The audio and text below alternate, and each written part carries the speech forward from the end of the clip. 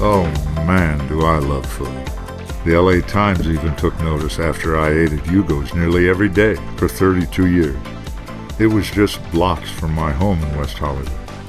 And now I've moved to the motion picture and television fund here in Woodland Hills. And my obsession for good meals continue to simmer. Join me as I explore our food options here on the Wasserman campus. Welcome to the original Foodie, my dear. Oh, thank you. It's great to be here. I'm enjoying it.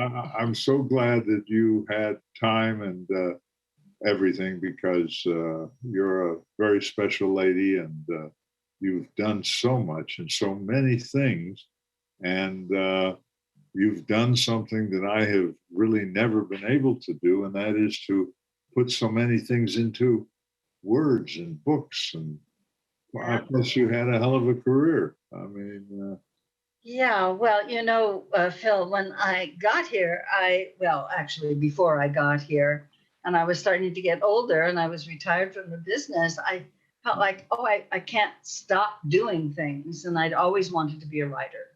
So I started writing, and, it started to blossom into something. And so I got my memoir done, which was really a long time getting done and published. And then I wrote my first novel, which is called The Laughing Bear. I have copies of them both here so that you can see them. I came prepared. This is famous enough, and it's my memoir. And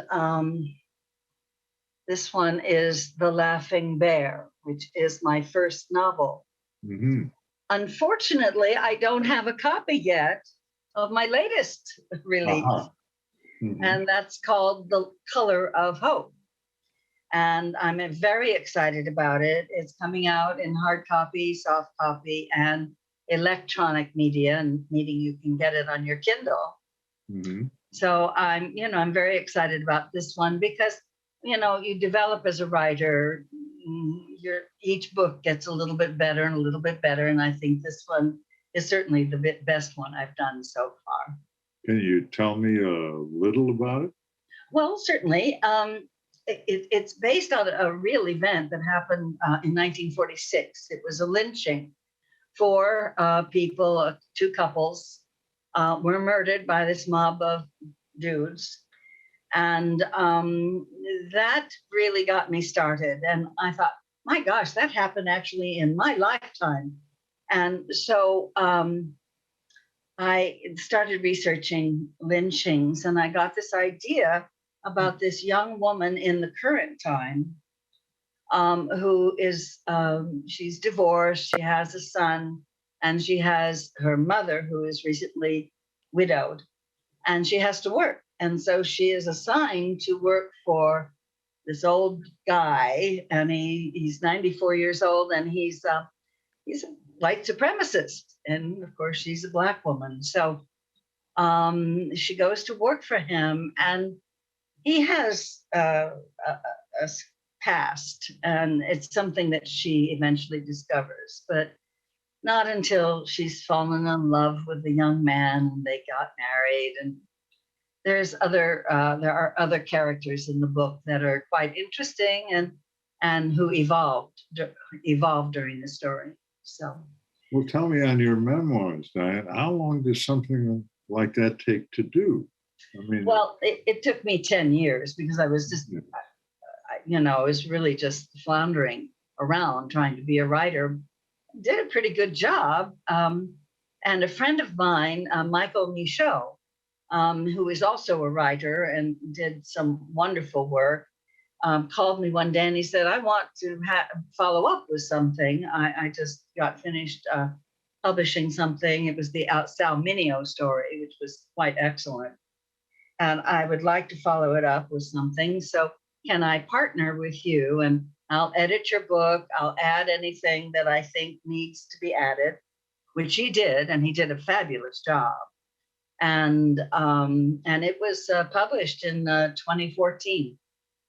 Well, Sal was a client of mine during a portion of his life.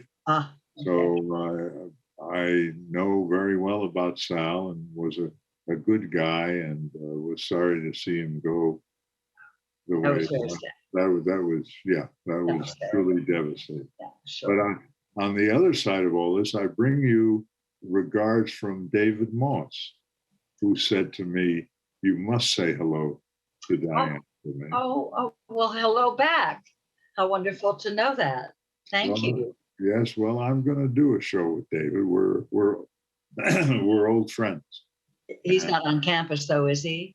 No, he's not. No, Oh, he's not. He's still he's out there with all those other folks. oh yes. Well, all those other folks. But tell me now, as I mentioned on my robocall this morning, with all of these books, and which have been what, 4, 5, 6 books now? um, well, no, just three. 3.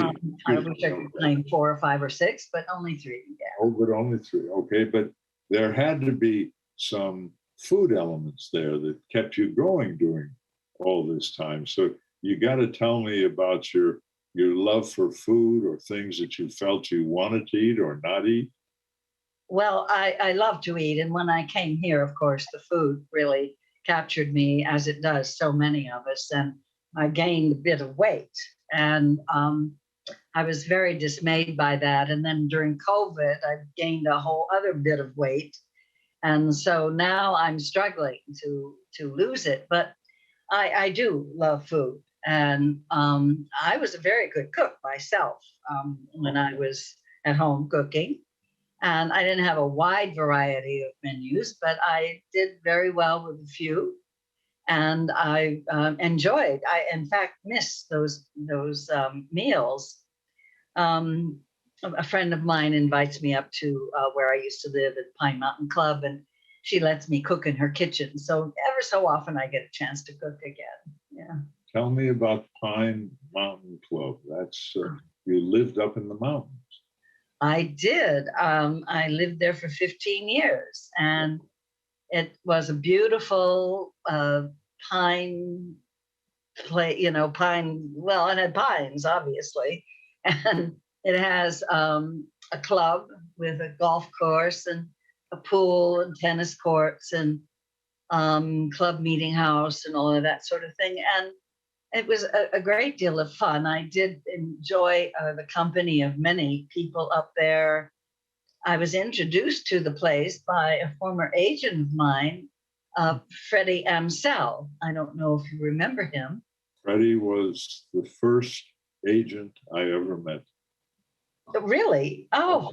When it was human only. He was wonderful. And the day I moved up to Pine Mountain Club is the day that he passed away.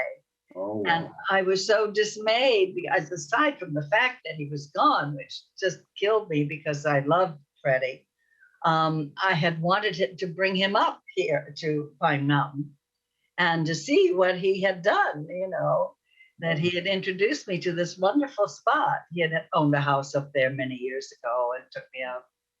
So it was a wonderful spot. My son moved up there, and he's still up there.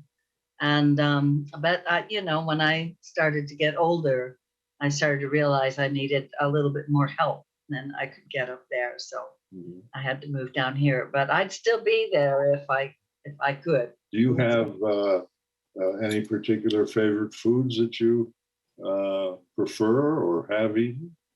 Well, I love artichokes. Actually, when it's on the menu, I order a whole one instead of just the half that they usually serve. And I take that with mayonnaise. I'm not a butter fan. So I take it with mayonnaise, and that's all I'll eat for dinner. It's just a wonderful meal for me. I love it. But staying with the food theme, in The Color of Hope, my heroine, her name is Cleo, has fallen in love with a young man. I called him Clarence after the waiter who used to live here. Sure. He used to be here. You remember Clarence? Absolutely. He was wonderful. Great. Anyway, I took his name and used it for this character. And so she invites him over for Sunday dinner. And so she cooked one of my favorite meals to cook. And that was a roasted chicken with mashed potatoes and green beans with a sprinkling of fresh garlic on top, and a chocolate cake with chocolate frosting, and a Chenin Blanc for the wine. Yes. So that's one of my very favorite meals in the world is chicken, mashed potatoes, and green beans. It's just great. Oh, no, no. Well, I've been very impressed with the food here. Like you, I'm here, 6.5 years now. And I put on, it didn't take me long to put on 20 pounds. And I mean, the desserts and the whatnot. And then I had to just, whoa. And so I've practically lost that, those 20 pounds. Wonderful. Yeah. Yeah. And I watch, fruits, vegetables, fish, and chicken is sort of where I'm at. I mean, to go to an interesting restaurant, I'm open for that. I've been found at Monty's Steakhouse here on, Topanga, Sure. south of Ventura. And they have caught me with a plate that has a big New York steak on it. Wow. That has happened. Yeah. So I do have to, search my soul. But it's interesting all these years in eating what I consider to be good food and, taking care of my insides, if you will. When I step outside and do have that New York sirloin, boy, it sits with me. It's a heavy feeling. That's true. It is. Yeah. Well, I really enjoy the eggs Benedict. Eggs I Benedict. love eggs Benedict. Yes. So I only get half of the eggs Benedict, a half order. But when I'm done, I feel so heavy in my stomach. I want to go and lie down, go to sleep. It's hard to eat heavy meals when you've gotten used to light ones. Yeah, it is. It really is. Before we go, I'd like to tell everybody who's watching that they can get copies of my books, either the hardcover copy or the soft. The soft is actually a very attractive book. It's not like a regular paperback, although they advertise it as a paperback, but it's awfully nice. It's done extremely well. And that's the back cover. Right. And they do a great job, this publishing company, and it's called bearmanormedia.com. And you can order any of those books on that site, or you can go to amazon.com and look up my name and you'll see the books that I have available there too. That's where that's where I went to look up some of your books and to find out some information. Oh, you did? Oh.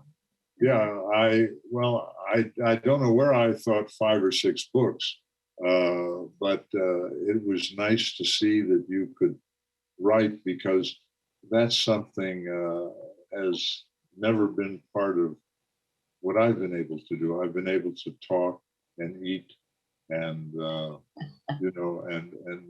take care of myself, and I certainly enjoy myself here. We have made a lot of friends, and it's a very special, different kind of place. And it is, especially when it comes to the friends that you can make, because there's so many wonderful people here, and talented people who have worked in the industry, and people who have simply been married to people who worked in the industry as well.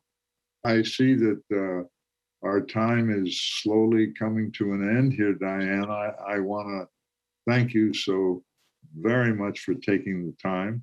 And it's been a real pleasure not only doing this, but knowing you on campus and being able to sit and talk to you. And I would like to sign off with my usual sign off, if I may. and that is to say, till we eat again. Ah.